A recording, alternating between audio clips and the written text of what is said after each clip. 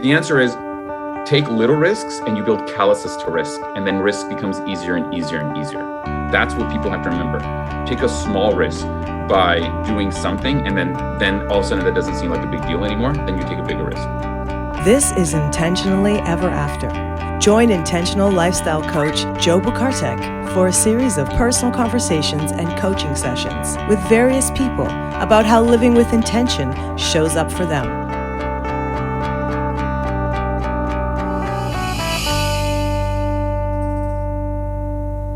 Greetings, everyone. Welcome to another episode of Intentionally Ever After. Today, I am very pleased to be chatting with my newest friend, the decidedly unboring Ivan Wanis Ruiz. Bravo with the name. Ivan, welcome. Welcome. Hello, my friend. How are you? I'm doing great. We had to eventually hit record because otherwise we would have just kept chatting all morning. We would be talking all day. Would you kindly introduce yourself to folks, please? Absolutely. And I'm going to apologize in advance for constantly interrupting Joe. But it's so funny because when we talked about names and stuff like that before we started recording, and, my name is spelled Ivan, right? And in every language except English, it's pronounced Ivan. Like from Chinese to Hebrew to Spanish, it's Ivan. But in English, it's Ivan, right? So I go by both, right? I prefer Ivan because, for me, I've always said that, Ivan is the guy that's going to get the truth out of you. You know what I mean? Oh, you don't want to talk? Bring in Ivan. Ivan is the guy who's like, tonight we make love, So I was, I'm on this podcast because initially I teach communication skills. I teach public speaking, presentation skills, how to be dynamic, how to be interesting. And I think it's a physical skill. I think that people can learn to be charismatic on camera, can be charismatic in front of people, the way you learn how to shoot a bow and arrow through repetition and physical action. But when I'm not doing that, I'm actually, Joe, I don't know if I mentioned this to you, I'm actually a bit of an actor. It's always funny because I know when shows make the rounds. I was recently on Amazon's Reacher. I had a good little 30-second bit where I get assassinated and my throat cut. It was very fun. But there was I'm sorry, did you just reveal some really awesome news and a spoiler in the same line? Spoiler alert. Cut that in before this. But the very first part I ever got, and this is in like 2010, was, did you ever watch Planet of the Apes? Sure. Yeah. Well, I'm in the movie Planet of the Apes, the first one with James Franco. And it's the first part I've ever booked. And I'm wearing a mask, goggles, and like a hat because it's like in the research center. And stage 1 trials, we're just prepping the patient. We're just prepping this. It was something like that kind of line. James Franco's like, what are you doing? And I'm like, stage 1 trials, we're just prepping the patient. He's like, who gave you permission? And I'm like, he did. That was the whole scene. But I remember this moment. I have all these moments like, ooh, maybe I'm an actor now. Where someone says, hey, Ivan, we're just going to need you in the other set for a minute. And I was like, oh, how did you pronounce? No one pronounces my name right when they see Ivan. He's like, oh yeah, no, we were briefed on it. And I was like, oh, you were hey now, excuse me, everyone, actor walking in the room. And I've always remembered that. It's like, oh no, we were briefed. And I was like, damn. Wow. Now I see why people want to be actors. You're briefable. Yeah. You're briefable. I think that is the sign of an actor, right? I was like, you got briefed on me? I was on set for one day. I was not important to that show at all. One set for one day, but still, I still remember that. I have a bunch of like cool little story. I'll give you one more. So I do this one scene. It's the very first part. I've never done any acting for film and television. I've been years training to do this, right? And I do my one scene. I say my line. We shoot it from all the angles. We do the close-up. We do the turnaround. It takes like 2.5, 3 hours, right? All right, we're wrapped. Moving on. And the PA, the production assistant, comes up. Hey, Ivan, I'm so sorry. The director wants to talk to you. Could you stick around for a minute? And in my head, I'm like, oh, fuck. What did I do? I did something wrong. That's it. I'm a failure. They're mad at me. That's like, because you always go to the negative first, right? You always think I did something wrong. So I go there and the director comes up and he's like, hey, listen, Ivan, you got anything else to do today? And I was like, no. He's like, oh, you want to be in another scene? And I was like, yeah, I do. Yeah. If you watch the scene, and it wasn't a speaking line, but it was this scene where they're testing the apes and I'm in the room doing an eye exam and like it's my hand switching the eyes and they turn green. It's like that kind of thing. But I get into the set and everyone's setting up and James Franco's there, the main bad guy's there, a couple of the co-stars are there because it's a scene where they're all in. And it's like, I'm in there. And the director's like, okay, everyone, sorry, I need quiet here. I need everybody out of here except for my actors. So I just get up and leave because I was like, oh my goodness, I don't want to get in trouble. And I hear, Ivan, hey, where are you going? And I'm like, what? Oh, that's right. James, Tyler. Like, you know what I mean? And this is the first, I've never been on a show before, never been on any TV, never been on any films. And that was my very first experience. That is awesome. So I'm Ivan. Hi, everybody. That sounds like a newish part of your identity, right? That certainly wasn't around the first half of the year, right? Or the first half of your life, rather. And I've never, and to this day, I'm still auditioning and in shows. Like the most recent one was Reacher, and I've done a few voices for video games. Such as? So, are you an Xbox guy? I am, for the purposes of this conversation. Yeah. So I'm a ton of different characters in Far Cry 6. So for all my Xbox people, that's like the latest big release from Ubisoft. It's a great game. I'm a big Far Cry fan. So it's one of these first-person shooter games, but it takes you 150 hours to complete it all. So there's lots of characters, and I'm a bunch of different characters. That's really fun. That's exciting. There you go. That's pretty cool. You're multifaceted identity here for real. I'm working on another one right now, but I can't talk about it. But actually, I don't recall the actor piece. And I dance, right? Because I'll I don't know if we mentioned it last time. No, I don't know if you did, but even if you had, it certainly wasn't to that detail. It might have been a passing comment, and I've spoken with plenty of quote unquote actors. The detail I do recall, and maybe I'm misapplying it, but it was that you dance. Is that correct? Yeah. So in a different life, and to this day, I still moonlight as a dance teacher. I used to run a dance school, and I would teach classes in everything Latin: salsa, bachata, reggaeton, cha-cha-cha, all this kind of stuff. So sorry. I've been swearing a lot today. I'm so sorry. Yeah. Limit it to 7 more, please. And that'll be the bonus. Okay. Yep. Okay. And, after a while, I realized that the margins in dancing are just hard. Like, it's a hard business because it's feast or famine kind of thing. One session, I would run a 6-week session, and it'd be like, wow, I made some good money. I was full. The next 6 weeks, 2 people there. So it's a loss leader. And so after a couple of years of doing that, I'm like, you know what? This is not how I'm going to kind of elevate. It's the whole, it's a good business, but it was static. There wasn't growth there. So I left it behind, but I still like to dance, and I love teaching. So once a week up until the pandemic, and even during the pandemic, virtually, I was running, these virtual classes, these classes with a dance studio here in Toronto. That's cool. I like how you said that the dance wasn't so much, it was more static and maybe not as sustainable as opposed to acting, right? Acting so here's the thing that I realized. So here was my whole life plan. I'll give it to you right now.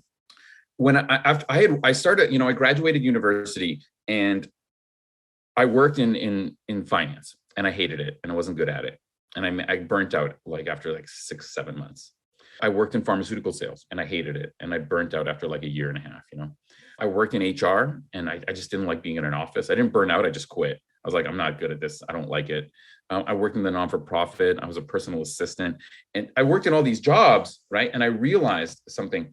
And that is that the one thing in all these jobs was, for some reason, I always came across as being the one who was good at talking.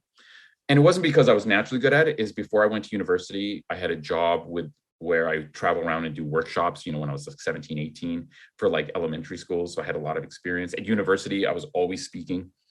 And then what happened was, I said to myself, you know what? I've always wanted to explore the world of acting, ever since. I've always wanted it.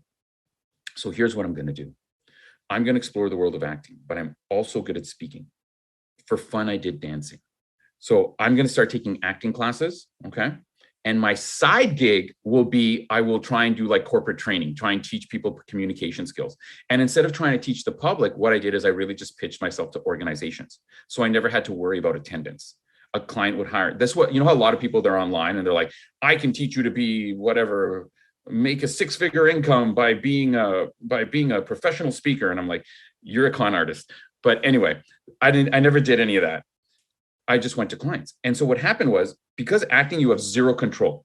An agent sends you a part, you audition for the part, doesn't matter how good of a job you do. You may or may not get it. It's completely out of your control. And there's many factors for that. The public speaking, I could control, because I could reach out to clients. I could try and get prospects. I could try and do those kinds of things. Do you know what I mean? I could send packages. I could actually execute on that. I could make a schedule. I could plan things, The dancing I was doing for fun because I kind of wanted to meet people. I didn't have a lot of friends and stuff. So over time, acting will stay the same, feast or famine. Unfortunately, it's very difficult to make an acting career.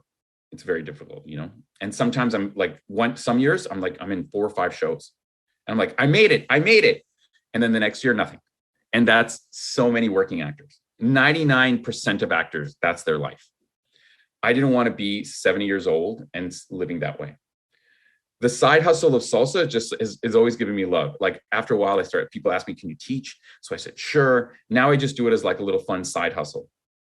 I know that wherever I go, I could probably find a job teaching dancing just because I'm good at it. And I know my skills, my basics and everything. I can teach people that. I'm good at teaching. In fact, I do it sometimes when I'm traveling. I'll go to salsa schools. Hey, I'm just in town. You guys need someone to teach some classes? Sometimes I get little gigs like that. And then out of nowhere, the public speaking and the training kind of took off because I have a very different approach to teaching and the sources of where I derive my lessons. So that's me in a nutshell. That's great. I don't know if it's a nutshell. This is fascinating. There's a lot of nuts in here, and we can take that wherever you want. Yeah. Dear listener, what kind of nuts do you like? I want people to be able to reflect on these questions. So hazelnuts. You're already starting to address what it might look like for you, but what does it mean to live intentionally? Joe, I have this saying, the fear of the unknown is greater than the fear of being unhappy. So most people will settle for unhappy because it's what they know. And let me give you 2 examples that we can all understand. You have friends that are in relationships and you're like, whoa, we're working it out. And you're like, don't work it out. Break up. Get a divorce. It is not don't work it out. But then you say that to them and like, oh, but what if I never find someone else? Or, there's always all these, oh, I don't know. The same thing with people who hate their jobs. And you say, well, why don't you quit? Why don't you find another? I've been here for 7 years. I got my pen. The fear of the unknown is greater than the fear of being unhappy. So people settle for unhappy. I never wanted to do that. I'll give you another example. Just recently, I was talking to a friend of mine who was saying, I could be living anywhere. We were talking about how hard it is to live in Vancouver, British Columbia, Canada. It's one of the most expensive cities in the world to live in right now. And he was saying, yeah, I really don't like it here. I want to go somewhere else. I'm working virtually. And I was like, go to Mexico. The cost of living is cheaper. It's close by in case you have to come back. Your family's all here. Just go to Mexico. It's a 5-hour flight. And he's like, oh, but I got my apartment here. And I was like, so sublet it, sell it. Like what? My apartment? You mean your shitty apartment? Like your shitty bachelor apartment with your used furniture? And he's like, oh, but volleyball season's starting up soon. And I was like, and I looked at him, I'm like, are you kidding me right now? Listen to what you were saying. They have volleyball in Mexico, dude. But it's that fear of the unknown. So for me, the concept of living intentionally is periodically realizing that you're falling into that trap. I fell into it. So when I was working in all those jobs and I hated it, I thought to myself, I remember I was working as a temp because I kept quitting jobs, right? So I'm working as a temp and I'm sitting at this computer going like, I hate this. I'm literally watching salsa videos the whole time at work. I was a terrible employee. You know what I mean? Just learning. All I wanted to do was go salsa dancing that night. That's all I wanted to do. And like memorizing my scripts for my acting class. That's all I was doing. And I said to myself, you know what? I'm already part-time teaching dancing, like a couple times a week. It's not as good of a money, but I think I can make it. So I just quit my job. And I fell back onto salsa dancing a couple times a week for like spending money. And I was living very frugally and very poorly. Very poor. But I decided to take the plunge because I realized that if I just kept at this job, I was never going to take that next step. You know what I mean? I was content. Ooh, that's very interesting. You were content. So it sounds like you're a great friend to have, right? To call people out on their shit, right? When they're giving you flimsy and their excuses become flimsier and flimsier, right? But you know it, you understand it as their fear of the unknown. How do you catch yourself in those moments? How do you know when you're getting caught up in it? Well, I'll give you a really good example. After that happened, like 3-4 years went by where I was teaching full time. I ended up creating a dance school. I was running it. We were doing classes 6-7 times a week. I had about 10 employees. I was doing it. Feast or famine, it was okay. It was just like steady job. I wasn't making crazy money or anything like that in the year. And I was auditioning. And I realized, man, I'm treading water. I like after like 5 years came by, and I remember that when I really noticed it. I noticed it when I started realizing my hairline was receding. One day I remember looking in the mirror and I was like, what the, when you watch those movies where like The Fly, where there's like, what is that? And it's like this thing grows that's how I felt. I'm like, what the fuck oh my God, what? And I noticed my hairline. I was like, oh my God, 5 years have passed. And I've been living the exact same way for 5 years. So when you're treading water, you need to do something because you can't tread water forever, and nothing was wrong. My dance school, I was plugging away. Some years were better than others. I was auditioning. I was booking 1 or 2 parts a year. It's not like, it was fine, but it was only a couple of days a year kind of in total. Yeah, nothing was forcing you to make a change, it sounds like. Nobody. And then I remember thinking, man, I was like, I don't know what, I'm scared to do anything else, but I'm so content here. So, and this is my experience. For some people, it was just quitting a job. But I never wanted to have a job. I wanted to have a lifestyle. So I decided I need to do something drastic. So I sold everything I owned and I went backpacking for 5 months. I sold the company, I sold everything, went backpacking through South America. And then I arrived because I'm Canadian. So believe it or not, I'm not allowed to work in America, which is sometimes we're surprised by that because we have such an open border. So the only other place I could really work where there was more opportunities was Toronto. And I'd never been there. I didn't know anyone. So I just showed up with a backpack and it was like, here I am, I'm going to sink or swim. And it was the first couple of years were very difficult. You know what I mean? I was broke and I was like I don't know if it's by virtue of being in Toronto or by virtue of, I don't have any fallback here. So I have to do things, you know what I mean? That I really started trying a lot more to push that public speaking aspect because I need to make money while I'm trying to be an actor. That was the mentality. I got a job as a dance teacher in like 3 weeks, like right away. So I was teaching a couple of nights a week, making a little bit of spending money, right? So I'm like, okay, I got savings, I can pay rent. And I got like 2 years before I need to go on unemployment insurance or something, you know what I mean? And I really started pushing, getting clients through the public speaking as I was trying to find an agent. And then just over time, one thing led to another. And it was almost all referrals. One client referred me to another client, referred me to another client. And the public speaking business started to grow. And it's now, 80% of my income probably. That's fabulous. And that only happened because you decided to do something differently. Yeah. It's too easy to be content. Most people I know are content. And here's the thing. When you work for yourself, and Joe, you know this, when you first start out, listener, hey, listener, listen to this. Not knowing where money's coming from in a few months is a very scary feeling when you're used to always getting a paycheck. That goes away. I have no idea. I have no money coming in June, July, August. I have nothing. It'll come. Every couple of months, I'm like, oh, I got nothing going on. And it'll just come over time. At first, it was just bits and pieces. Now I'm just depending on it. And I have so many friends that say, oh God, I hate my job. I really want to do what you're doing. I want to kind of like make my own schedule and stuff. And I always say, are you okay with not knowing where your money's coming from? And they was like, oh God, no, I could never do that. Well, that's the risk you have to take. It'll come. That's the risk you have to take. That's really interesting. So your level of risk tolerance is obviously, well, not obviously, it sounds like it's much greater than the average bear. Would you say that? I would say that it has developed over time. Now, I personally don't think that I've done I could have taken way more risks in my life. For example, I played it very safe, going to university, getting my business degree, I played it very safe. Even now, sometimes I think I play it too safe in terms of like how much I charge, for example, or in terms of like, really reaching out to like those big level events. I'm like, how do I get there? I hesitate with it. So quitting my job was only because I was making money as a salsa instructor. You know what I mean?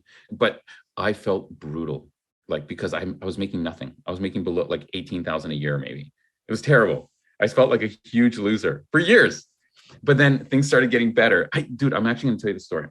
The answer is take little risks and you build calluses to risk. And then risk becomes easier and easier and easier. That's what people have to remember.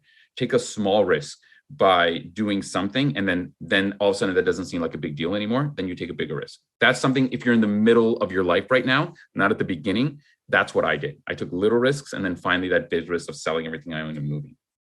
That's great. That's a great perspective. I'd like to connect it momentarily to Yeah. the work that I do around uncertainty, right? Yeah, tell me. And it absolutely is that fear of the unknown. But for most people, it's vague, general, and amorphous, that fear. And we just stay away from it. And so we come up with like flimsy excuses like, oh, it's volleyball season, for example, right? I know, I great couldn't believe example. that. I'm going to use that one. Corey, if you're listening to me, I'm talking about you. Hey, Corey. You can bleep that name. Just bleep that name. I'm going to tell him. We need to talk, Corey. We need to talk. I'm going to tell Corey. You bleep that. Just bleep that. That's fine. We'll take that out. We'll take that out. Poor Corey. So we'll have to take that out now too. But to his credit, after I said that, I literally went to him. I said, listen to yourself right now, dude. Listen to yourself. And I said, the fear of the unhappy is greater than the fear of the unknown. And then he was like, and then I kept saying that term to him a few times every time we'd have this conversation. Well, guess what? He's been in Mexico for like a month now. And he's like, I'm trying to extend it for as long as I can. And I was like, that makes sense. Doesn't seem like a big deal. That makes sense. And this is the risk callousist. Doing that again in 6 months is not going to seem like the big deal it was the first time he did it. But now back to you, Joe. Bring it back to the. That's it. No, you just connected it even more, right? It's identifying, getting more clear sometimes about what is that risk, what is that fear rather, right? If you put a little more definition to that fear, here's my favorite quote of all time. It's feel the fear and do it anyway. That's great. I love that. Feel the fear and do it anyway. Now, I'm not suggesting being, negligent or reckless, but we all have our different levels of risk tolerance, right? Now, at a certain point, you got to do something. You got to take a leap of faith. And so it's my job to help work with people to reduce that level of risk to where it's manageable. Like do something. Fair. And then you keep doing those somethings. And then before you know it, it's no big deal. And you're just doing what you want to be doing. Joe, okay, this is one of the things that, when you have a podcast, when you do interviews and stuff like that, everyone you're interviewing, there's kind of an inherent incentive to sound like you got it figured out. Do you know what I mean? Like, so listeners, not a single guest that Joe's ever had on has everything figured out. We just need to sound that way so that we become important sounding and you buy my book, End Boring, available at fine bookstores, amazon.com.ca, worldwide, End Boring. But I want to be, let's do something different here, Joe. Let's actually have, because people say they want to have a conversation, right? But really it just ends up being one person going, here's what you're doing wrong and I got it figured out. I don't have it figured out. I'm doing things that I'm happy with, but I'm not doing it at the level that I want. There is one idea, and I'm going to bring this out to Joe and listening audience. I want to be very honest with you all. There is something that I've been afraid of doing, and I'm not sure if it's only fear, but it's also my rationalizations.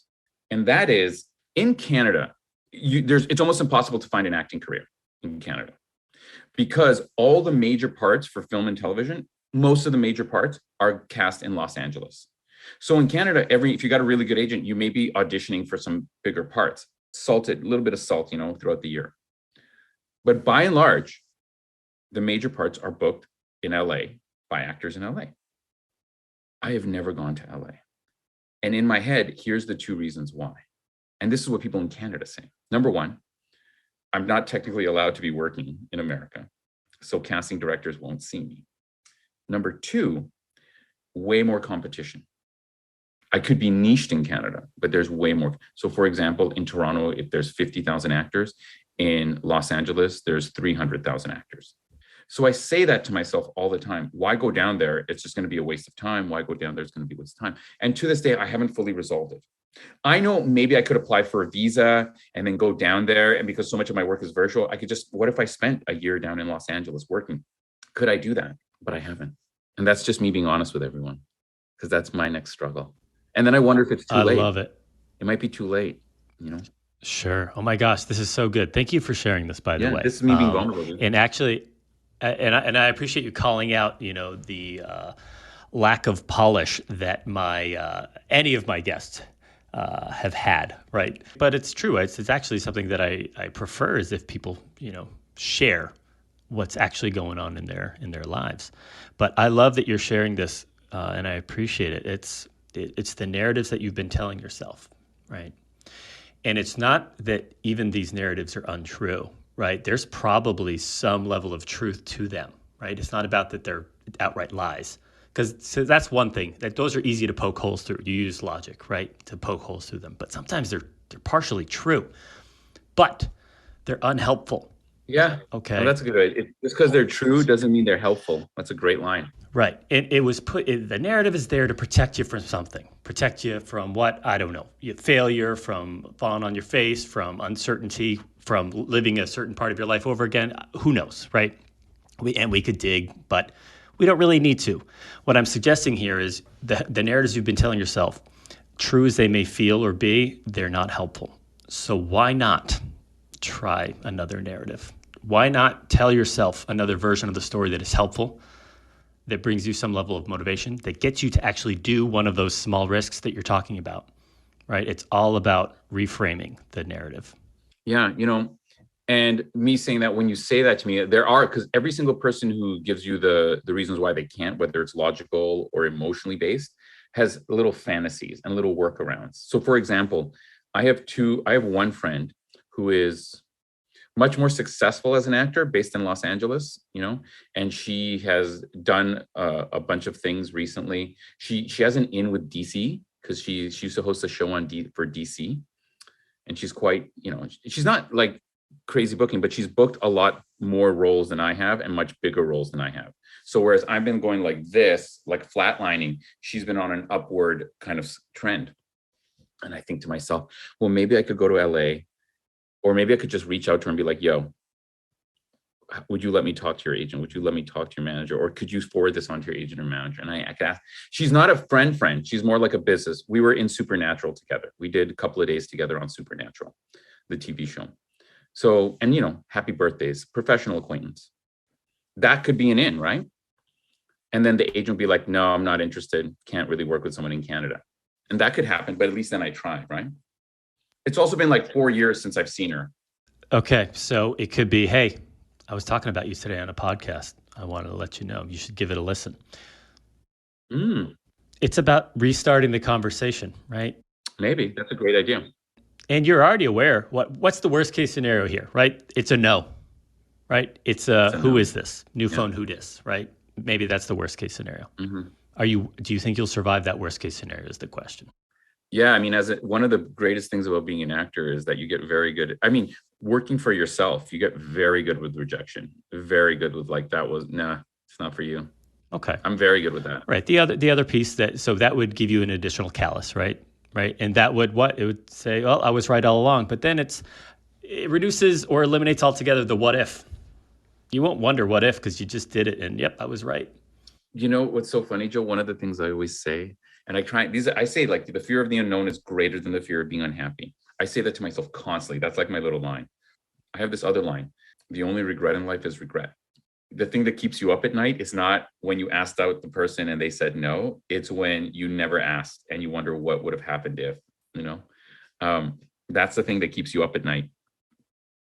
And so, for me, talking and being, these are things I don't like to share as like a professional, but you've had enough people, there's enough podcasts with experts telling you how to live your life. There's not a lot of podcasts with people saying, I don't know what I'm going to do. I have no idea. Maybe I will. You know what? Maybe what I'll do is I'll reach out to her and be like, yo, maybe not saying yo. I maybe saying yo. Be like, hey, here's my dilemma. I'm wondering if you can help. Can you give me, like, what do you think you could, if I sent you something, could you forward it to your agent and see what they said? Or just ask for help. You know what I mean? Yeah, that's a great example of what one might send. Here's another example. Take it if you like it. You send a text or a message and say, happy birthday. It's going to be so much more memorable if it's not her birthday, right? And then that's your starter. And then you already have a polished second line, third line, right? Yeah. Anything is on the table here. Anything. Anything is better than nothing. Right. What we want to avoid is just keep holding it. You just want to you want to avoid holding on to it like you have been, right? Because you're ping-ponging probably back and forth. In my head. Yeah, for sure. Absolutely. Should I, shouldn't I? Right. And you probably have other things that are interesting in your life that you want to spend time and energy on. Mm-hmm. So I would challenge you to fire off a text, and I would suggest any content is a success here. And even, like I said, the wrong answer is better than no answer. I always say that, like, when you ask someone the most annoying answer in the world is, I don't know, what do you think? And it's like, that's not what I like, sometimes this is actually a litmus test for me when I'm dating, is that, when I say, hey, what do you feel like, this or this? I'm not sure, whatever you want. Like, no, you want one, but you just don't want to say it. You know what I mean? And it's like the least helpful answer is like, I'm not sure, whatever, that's fine. I'm like, I know whatever is fine. But if you had to choose between, which would it be? I don't know. What do you think? I'm like, it doesn't work, especially if both of you are that way, right? I think it's not working both out. individuals take that stance, it's not going to move too far, right? Yeah. I mean, and this is the thing. No, the wrong answer is better than no. Because if you suppose I'm like, yo, Joe, what do you want to eat? Chinese or Greek? And you're like, Greek. I'm like, I was hoping you were going to say Chinese. But okay, let's do Greek. Sure. Next time we'll do Chinese, right? Or you would be like, actually, I mean, I said Greek out of the top of my head, but like, I really don't care either. Great, let's do Greek Chinese then. No one ever wants to be like the decision maker, because that gives you responsibility. And when you're responsible for something, if it doesn't go well, then it's your fault. And because that fear of what if it doesn't go well holds you back, no one makes decisions. Oh, yeah, that's interesting. You're opening up a can here. I don't know if you're doing that intentionally, but I transition. Well, Segue. I kind of want to go there, but I kind of want to sit in this a little bit more, because I'm still wondering is what form this communication is going to take, the one that you have decided that you're going to do. So this, just for the listener, here's a sales tactic. Leave it with a to be continued, because now Joe has to have me back. He has to have me back in 6 months to be like, so what happened? And I'm like, haha, tricked ya, sales. No, so we mainly talk on, like, when I do send her things like that, it's going to be on Instagram. So probably what I'll do, and this is not a cop-out answer. This is actually a very specific answer. Hang on. I'm already prepared for the cop-out answer, because you're telling me it's not one, but go ahead. I'll allow it. I'm going to send her a message on Friday. Today, we are recording on a Monday, and I'm going to send her a message on Friday. Okay. Since I am not your coach, right, and it would be inappropriate for me to continue coaching. No, I'm not even going to do that. Well, first of all, if you were my actual client, I'd say this is bullshit. Pull out your phone right now and just send it, and we don't have to talk about it ever again, because you will have just done it, right? Get it out of the way. But since you're not, I could go, great. But I'm going to go somewhere in between. Okay? I'm going to ask you, first, what I typically would do is ask how I can support you in doing this. And then you would give me a list of things, and I would challenge it and ask you to be more specific. I'm going to jump fast forward through all that. And so I'm going to ask you to send me a message. Copy. After you've done so on Friday.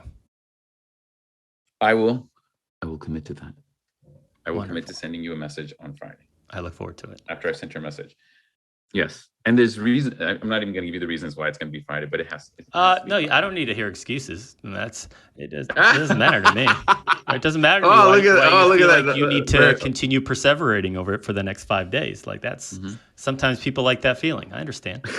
Right? But I look forward to clearing my day, waiting for it. Am I going to get an email from you? I think that's the contact information we have for each other. I will send you. Hold on. Let me put it into my calendar, because I'm going to be in Mexico then. Last I checked, Mexico has internet, right? Yeah, Mexico has great. Mexico City has good internet. So I'm saying, write so-and-so and ask for help. And then directly afterward, I'm going to say, send Joe nudie pic. Sorry, send Joe update. The two are not mutually exclusive, by the way. Winky face. Yeah, it'll be whatever I send you. It'll be very tasteful. I'll be sure to open it in private. There's lighting. There's a see-through silk thing. It's very tasteful. Very tasteful. Actually, you know what's funny? This is a total side note. You can cut this out. So there is, you know how they have those like traveling sex shows, like Taboo, it's called. I think there's like, it's a conference, you know. I now know because you told me. Yes. Yeah, there's always like, you know, at the convention center, come and check out this, you know, people are like, ooh, right? So I've realized that there's a guy who basically has a boudoir photo set up at these shows. And and he does the same thing over and over and over. And the reason I know this is because I've had like 5 or 6 friends post the exact same image, like the same pose, the same background, the same like thing. And it's the exact same thing. And this guy just shows up. It's a very interesting kind of, I want to go and talk to him because he basically has a setup. It's got a black background. He's got a couple of red things. And I think he actually has the images of like, here's how you pose. He takes like 7 pictures boom, boom, boom, boom, boom. Thank you very much. Goodbye. And I have like 6 or 7 friends, and they'll post the less risque ones, online, like a little sexy shot.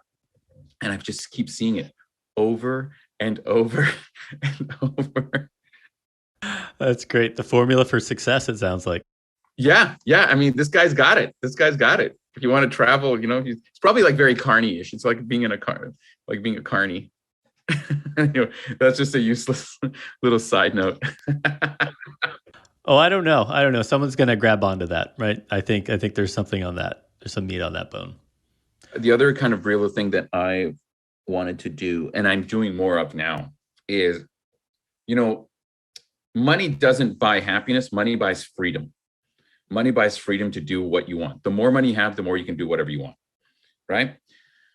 As I'm making a little bit more money, I've decided to, instead of do what I want, to start hiring people to do what I want. So getting a bunch of virtual assistants has been very helpful. And one of the things, and I'll give you a really simple example. I've always thought, I think this might even be a cool, do you know CoffeeZilla on YouTube?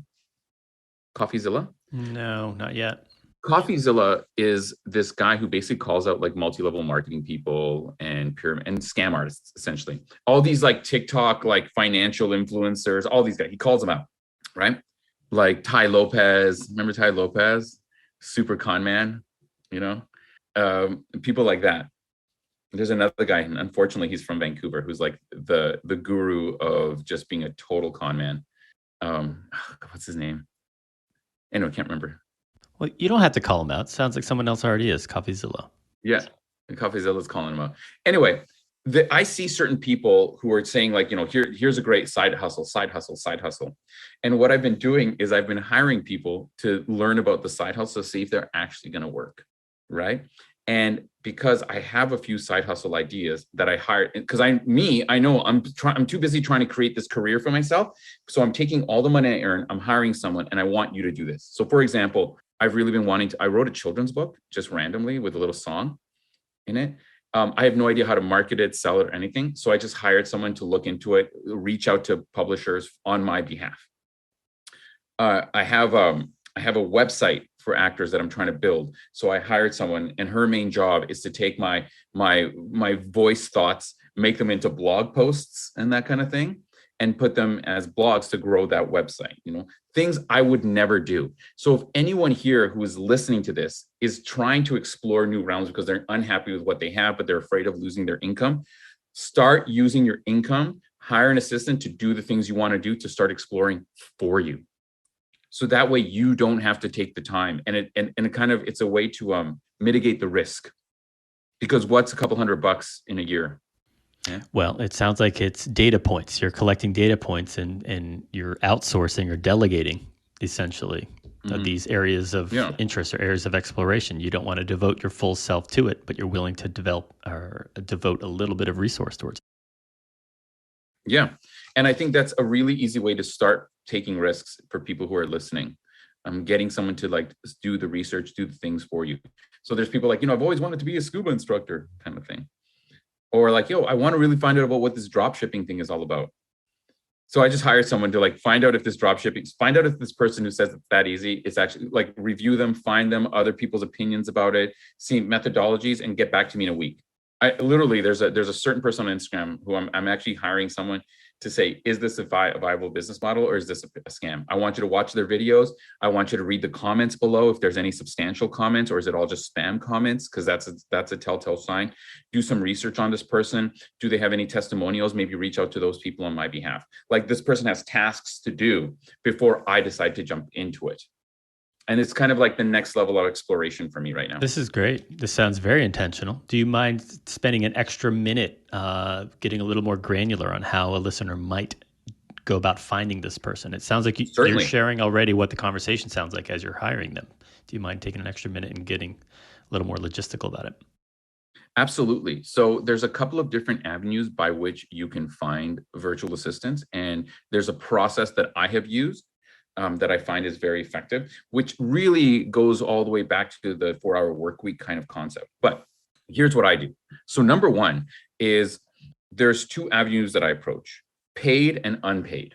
So what I will do is I will sometimes go on LinkedIn, and in the job posting, you can post looking for volunteers or co-ops. So, or internships for people doing certain programs. So people doing certain programs have to do co-ops, and they might have to get 10 hours help of some sort of real life work experience. So when I want to do something, let's say a website update, I will put I'm looking for a co-op position. You'll get a letter, certificate, recommendation. And then more recently, now to make money, I always give an honorarium. So I always give an honorarium for the work done, because I just feel like it's good to pay people, even if it's not like an industry wage, give them something for their work. And it also makes me more attractive to potential clients, potential people. So I'll put it on LinkedIn, co-op, internship, or volunteer, looking for someone to volunteer. And I had someone who was a graphic designer who just really wanted to get some experience. And they're like, I will work for free. I just need someone to give me a direction into what I should be making designs about. Great. We're making t-shirts together for my Amazon merch store. That's what we're doing. And at the end, and we check in every week or so. Are you still happy? So the first way is that through LinkedIn. Go to the job postings and post a volunteer position. Okay. The second way is the typical way that most other people do, is they go on Fiverr or they go on Upwork and they find a virtual person. I'll be willing to do this.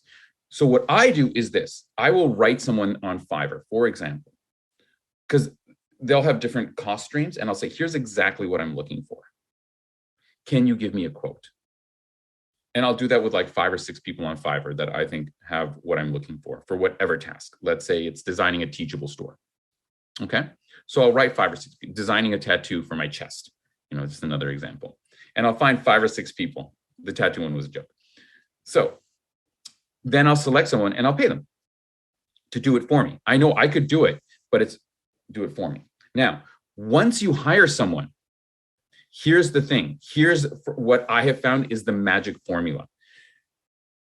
You have to give endpoints where people can exit,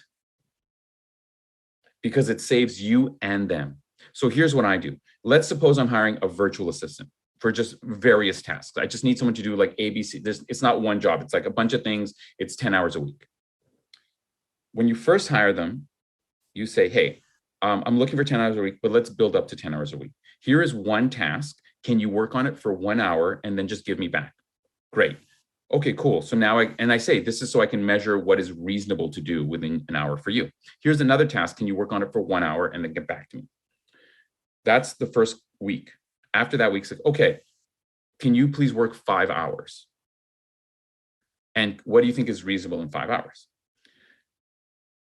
And then you build yourself up until you build up trust. So I have one virtual assistant. I literally said, please do this task at 1 hour, stop, and let me know what you've done. Now I just pay them weekly. They just do stuff because it's been 2 years. Then, and I've done this with my internship people. So I had 2 interns before, and they just wanted to get experience with a couple of different things. I said, I will hire you and I will commit to a 3-month contract with a 1-month exit. So commit to 1 month, because there's a bunch of stuff I have to teach you. Just do it for a month. And then at the end of the month, if you are no longer happy, or if I'm no longer happy, let's both commit to have that conversation and part ways.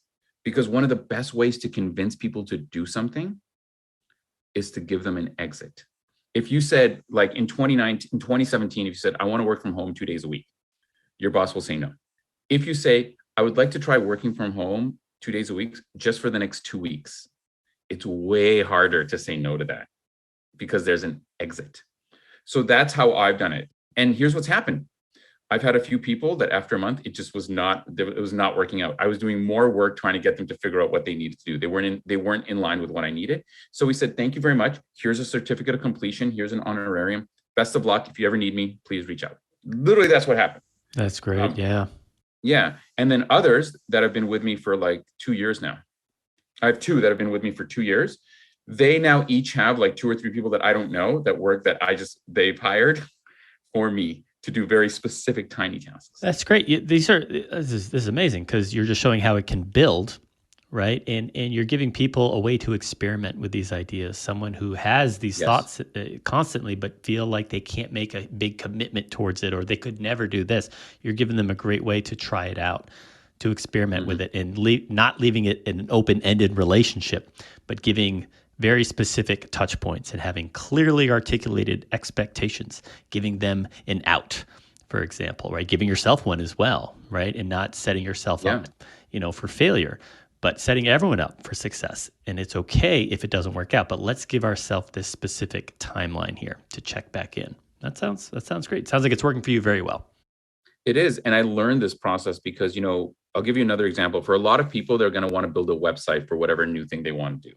Most of us will hire someone to build the website, but that's an open-ended long-term relationship. What if you're getting annoyed? What if they're not working the way you want it to? So when I hired someone to update my website, here's what I did. I said, I hired someone only to give me a mock-up. I will pay you like this much, like $20, $30. Give me a mock-up of what you think this homepage should look like. You don't even have to do it. Just give me a mock-up. Send me the mock. Okay. How long do you think it would take you to execute on just this one part here? Oh, I could try. Okay. Here's access to the website. Here's a page. Make that for me, and let's see how we communicate together. No one does that because it's more work up front, but less work down the road versus hiring someone where it's a struggle, constant struggle back and forth to get what your vision is. So that's another way that you can build. You're slowly reducing your risk over time, but still getting to do things that are risky. Such good nuggets right there. Such good. Thank you. I appreciate you sharing that. All those things. I'm taking some. Well, you're welcome, too, Joe. That's why I'm here. And refining them. Ivan, who is someone you admire, and what do you admire about them? There's a few people that I admire that aren't like household names. You know what I mean? I'm going to actually give you one of my friends. On Instagram, she's The Career Diet. I think I told you about her, Joe. I have two, and then I have another friend, inflatableKayakWorld.com, I think is her website, Inflatable Kayak. And I'll tell you why I admire both of them. Okay.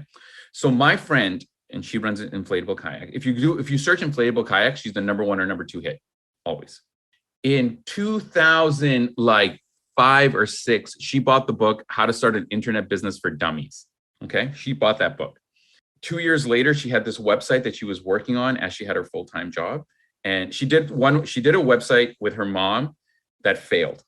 She did a second website on her own that failed. But then she did a third website, which was the inflatable kayaks, that started to work a little bit. And she just followed this process. Fast forward 5 years later, she quit her full-time job. And now she's locationless.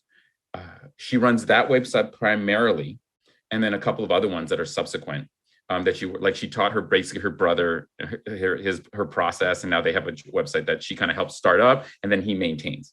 Then she sort of expanded too. So now it's not just a website. She did reviews. All she did was review things. That's all she did. She didn't sell anything. She just reviewed things and had affiliate links. That was the initial internet model. That's still her main model. But then she started designing her own inflatable kayaks and selling other people's inflatable kayaks, and then going into accessories, et cetera, et cetera. And now she makes way more money than me. She travels half the year and spends half the year in like her nice place in British Columbia, Canada. And I keep like, I have this fantasy, but she's too busy and she won't do it. She's also an ex, but we're very good friends. We maintain a good relationship. They're like, can you just take me under your wing for a month and let's build a website together so I can like just suck the knowledge out of you. I just suck all the knowledge out of you. You know what I mean? I have that fantasy, but she's too busy with her life, Whoa. That's another unhelpful narrative that may actually not even be true. Oh, okay. Oh, no, I've asked. No, I've already asked. No, that one I was like, can we get together for a week and just teach me everything, And she's like, I'm really busy. I've already asked. I offered to fly and like to middle of nowhere where she lives, because she's a very outdoorsy person, and be like, just teach me your ways. She's like, I have a lot of busy, maybe in like a year, So I've done that one. I've done. My other friend, she has the career. Well, hang on. I absolutely want to hear about your other friend, but can we isolate the aspect that you admire about? Oh, sure. Absolutely. I admired the fact that she took the initiative to just learn something new when she knew nothing about the internet. And this is 2005. The internet was still kind of like a novelty. Not everyone had the internet in their home, for example. At that time, I remember I had to get a special connection to connect my laptop to the internet for my job. And I had to plug in the telephone wire into my computer. Remember it like that? Like that's how long ago this was. And she was like, I'm just going to see what happens. She's like, she's like, I got nothing to lose. I hate my job. And like, I can just do this on the side. And she started with her mom. By the way, that's another way to negate risk, is to partner up with someone. If you don't want to get an assistant, just partner up with someone. That's what she did with her mom. Her mom was not as into it as she was. So she ended up doing a lot of the work, which is why the website failed. And then she did another website. So I loved her initiative that she took. Do you know what I mean? And she took control of her life, essentially. And then the second thing that I love is, listen, she didn't know how to program. She didn't know how to do any of this stuff. She just sat there and like stumbled her way through it. And now she's like a pro with WordPress. You know what I mean? She's a pro at internet marketing. She's this pro. She's a pro. And I just love that. And I'm envious of how she has managed to basically from nothing create the life she wants. And she doesn't teach anyone to do it. She just does her own thing. So she barely had an Instagram presence. She still barely has an Instagram presence because she just spends all her time. Her website is what makes her the effort, right? And I said, like, you should be doing like teaching people how to do this. And she's like, I'm too busy like just doing it.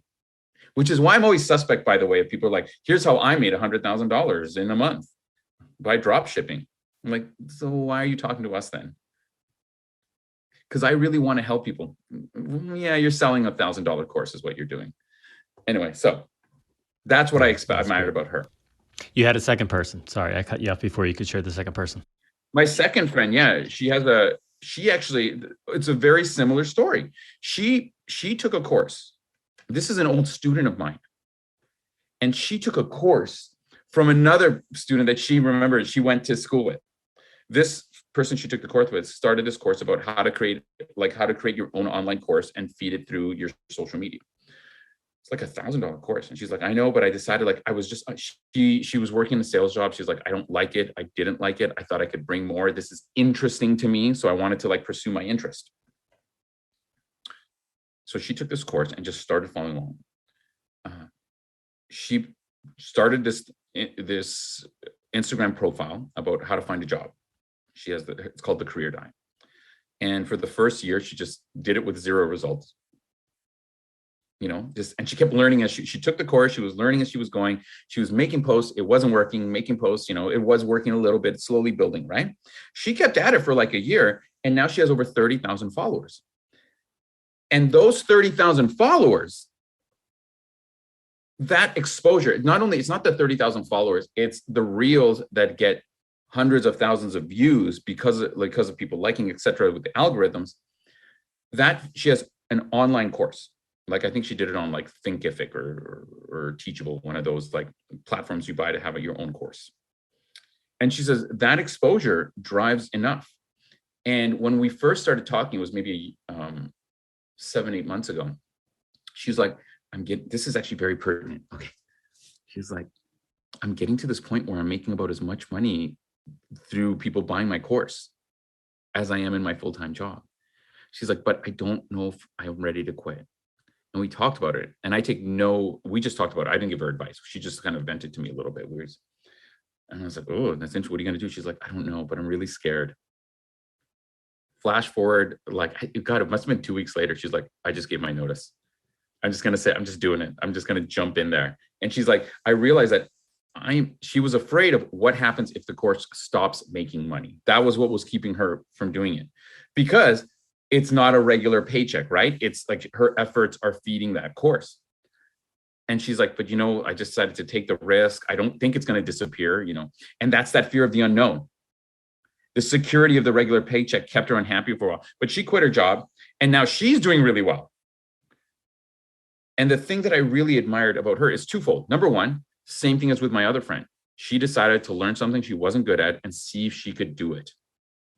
But then number two, the fact that she realized that, that uncertainty was holding her back. And then she embraced that uncertainty and moved forward with that. And I'm not saying that everyone who does that will find success, but she ended up finding success.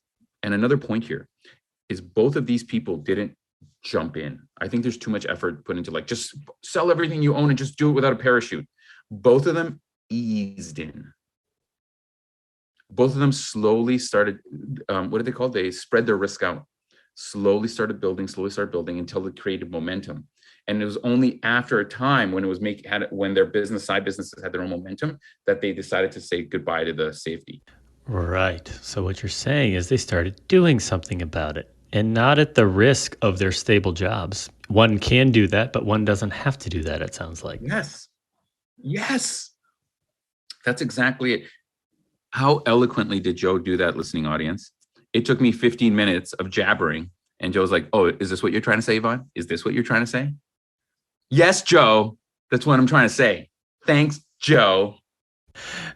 Yeah, you're welcome. And I love that you brought up that you jabber on, because this is now your challenge as a result of having so many interesting things to say. We are coming to the conclusion of our conversation in the formal sense. Yes. So here's what your challenge is now. Go. I'm going to stack questions, which is a no-no, but I'm going to do it anyway. And your challenge is to give me a single response. Do it. I love it. Okay. Here are the questions. What do you imagine that some people admire about you?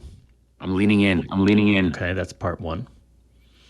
And the other part is to tell me more about what it means to be unboring or to end boring. In part three, ready? You got a three-parter. Is what is the next? Yeah. What are any final thoughts you have about intentionality? I know you can put them together, but so take a few. Okay, give me that first one again. I'm giving you quick and dirty answers. Okay. So the first one is, what do you imagine some people admire about you? That I run my own business teaching soft skills. Is people like, I wish I could do something like you. I wish I could do that. And I always say, well, just try, do a little bit. That's the one thing. The fact that I quit all these jobs and just tried to do this thing, I get that all the time. And number two is, here's another thing, is how much fun people, you make everything so much fun. I get that a lot in my training courses. You make everything so much fun. So I think those are two things. The second question was. Oh, hang on. I'm going to, as a result of that answer, I'm going to combine 2 and 3. Ready? Here we go. Okay. I want you to tell me how you live with intention by ending boring. How do I live with intention?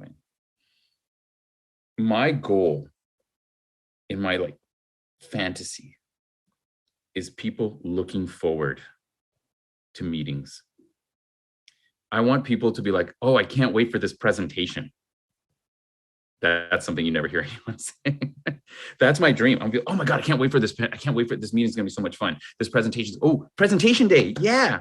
And I'm constantly asking myself, how can I get to that next level where I'm not just working with this group of 30 people at a bank, but the whole world knows my ideas. So I'm constantly saying, how can I spread this even more?